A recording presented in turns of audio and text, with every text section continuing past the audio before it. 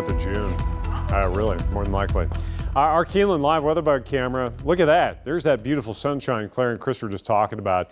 It is a wonderful morning. You know it as soon as you head outside because you can feel that lower humidity. The air is drier, it's more comfortable.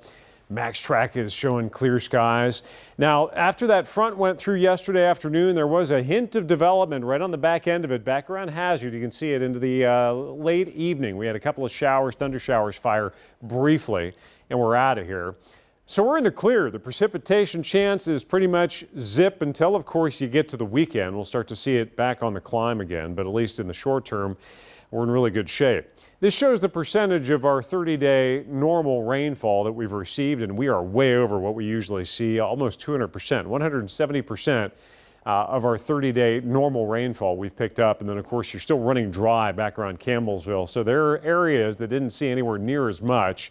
And it was the torrential nature of the rain, but also how scattered it was. Some folks got hit in waves, some folks didn't. But specifically here in Lexington, since the beginning of the month, we've had over 4 inches of rain. We're running big-time surpluses since the beginning of the year as well. Since January 1st, we've had 25.7 inches of precipitation there. So running an almost 2-inch surplus since the beginning of the year. And if you break it down by the month, our average monthly rainfall in June is 4.44 inches. So we've already almost seen our average monthly rainfall, and we got the rest of the month to get through. But at least for the next couple of days, no concerns about adding to that total because we've got a ridge of high pressure building in from up north. We also have a northerly wind, and you can see the cloud cover forming along that flow at the surface. We'll have as well some clouds developing with that northerly wind, keeping the humidity tamped down so no precipitation to go along with it.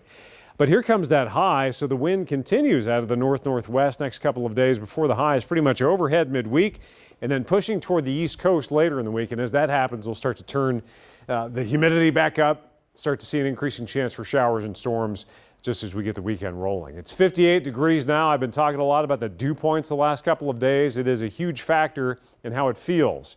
Dew points in the 60s and 70s, that's really swampy air, and that's where we were over the weekend. Dew points in the 50s, Louisville was briefly in the upper 40s this morning. Well, that is very comfortable, dry air, and you can see it. I've got it represented, the really dry air in that kind of orangey gray color. This is where the humidity is funneled back to the west, the swampier stuff. So we're going to enjoy this lower humidity for a number of days as this high starts to transition off to the east coast, though. Eventually, we'll get back into the muggy stuff. There's a huge heat dome building across the west.